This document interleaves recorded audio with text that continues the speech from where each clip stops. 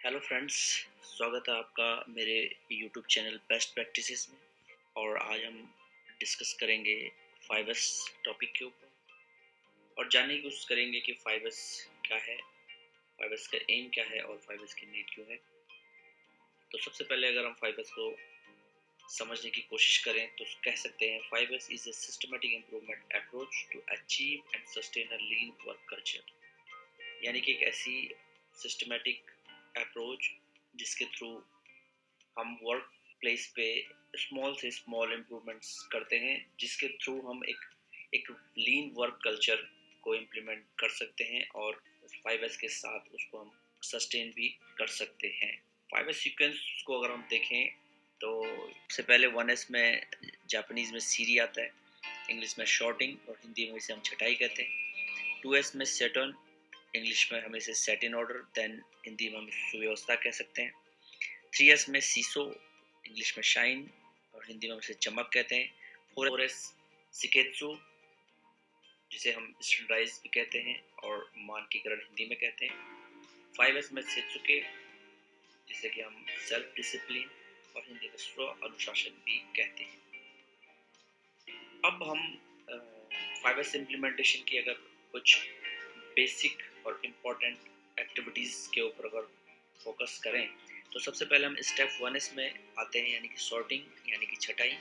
उसमें जो main activities हम करते हैं, सबसे पहले separation of wanted and unwanted items, यानी जिस भी प्लेस पे हम 5S को इम्प्लीमेंट करना चाहते हैं वहाँ पर वांटेड और अनवांटेड आइटम को सेपरेट किया जाना चाहिए। सेकंड स्टेप में remove unwanted items from productive area, यानी कि प्रोडक्टिव एरिया से अनवांटेड आइटम को रिमूव करना है। थर्ड स्टेप में make a red tag area and put unwanted item there, सारा का सारा अनवांटेड आइटम प्रोडक्टिव एरिया से रिमूव करना है, बट उसे एक अलग एरिया में रखना है, जिसे कि हम रेड टैग एरिया कहते हैं। देन फोर्थ स्टेप में हम फोकस करेंगे वांटेड आइटम्स जो कि प्रोडक्टिव शॉप फ्लोर में हमारे पास हैं, और हम मूव करेंगे स्टेप 2S पे। 2S में यानी कि set in order, set in order में सबसे पहले एक्टिविटी में हम वांटेड आइटम्स को डिफाइन प्लेस पे हम रखेंगे। देन सेकंड स्टेप में हम ये इंश्योर करेंगे कि अब जितने भी आइटम्स प्रोडक्टिव शॉप फ्लोर में रखे गए हैं जो कि वांटेड हैं, उनको उनकी नीड के और यूसेज के हिसाब से ही प्लेस किया जाए, उनको रखा जाए। और थर्ड स्टेप में अब हम 3S की तरफ मूव करेंगे।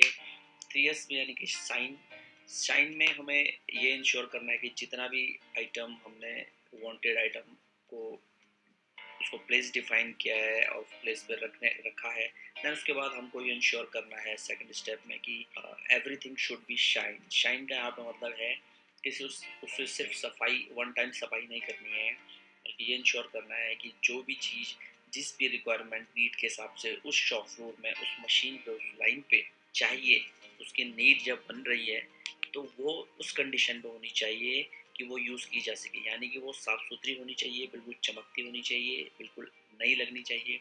एंड सेकंड स्टेप जो बहुत ज़रूरी बात है, जो उसका फंक्शन है, यानी वो काम करती है वो उस फंक्शन को अटेम्प्ट करनी चाहिए। ऐसा नहीं कि चीज़ साफ तो है बट वो फंक्शन नहीं कर रही है। तो दो बातें हमें बहुत याद रखनी है शाइन के अंदर। ओके, अब हम स्टेप 4S की तरफ मूव करेंगे। 4S यानी स्टैंडर्ड। 1S 2S 3S को करने के बाद हम अब पूरे ही शॉप फ्लोर में रखी गई ईच एंड एवरी आइटम्स को स्टैंडर्डाइज करेंगे, यानी कि विजुअल कंट्रोल्स लगाने हैं उस एरिया में, उस मशीन पे, उस लाइन पे। SOPs लगाने हैं, डिस्प्ले बोर्ड्स लगाने हैं, चेक शीट लगानी है, और ये इंश्योर करना है कि उस सारे के सारे अपडेटेड होने चाहिए नया। Now we are moving to step 5S। 5S यानी कि सेल्फ डिसिप्लिन। 4S तक की सारी एक्टिविटी में हम 5S को इम्प्लीमेंट करते हैं, बट 5S सिर्फ एक दिन की एक्टिविटी नहीं होनी चाहिए, वो कंटिन्यू एवरी डे फॉलो होनी चाहिए, सस्टेन होनी चाहिए। उस सस्टेनेंस के लिए ही इम्प्लीमेंट करते हैं। उस 5S स्टेप में हमें ये इंश्योर करना चाहिए कि पूरे शॉप फ्लोर पे रेगुलर बेसिस पे ऑडिट्स होने चाहिए। उन ऑडिट्स के जो चेक शीट्स हैं वो डेली बेसिस पे अपडेट होनी चाहिए, उनके जो स्कोर्स हैं वो अपडेट होने चाहिए। वीकली मंथली जो है वो ऑडिट मैनेजमेंट के थ्रू भी होने चाहिए। उन ऑडिट्स के जो स्कोर्स हैं, जो एनसीज हैं, वो मैनेजमेंट के थ्रू वीकली और मंथली बेसिस पे रिव्यू होने चाहिए।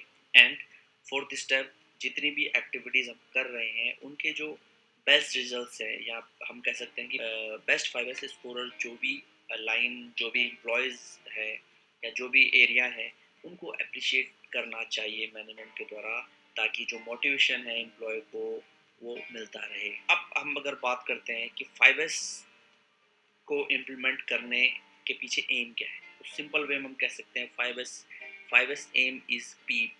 पीप stand for a place for everything and everything in its place, यानी कि हर चीज के लिए एक स्थान, और उस स्थान पर वो चीज रखी होनी चाहिए। एट लास्ट अगर हम बात करें इन सारी चीजों के बाद आखिर क्या जरूरत है 5S को अडॉप्ट करने की, तो सिंपल वे में हम कह सकते हैं 5S helps to eliminate hidden waste, reduce cost, improve quality, enhance productivity and efficiency। तो दोस्तों, आज के टॉपिक के ऊपर इतना ही। Please do comment for any query. जो भी टॉपिक से रिलेटेड आपको कुछ क्वेरी है तो आप कमेंट बॉक्स में कमेंट कर सकते हैं, और सजेस्ट भी कर सकते हैं कि आगे आप कौन से टॉपिक्स के ऊपर ट्रेनिंग लेना चाहते हैं। And at last I request to you, please share and like the video to motivate us. Thanks, तब तक के लिए goodbye and take care.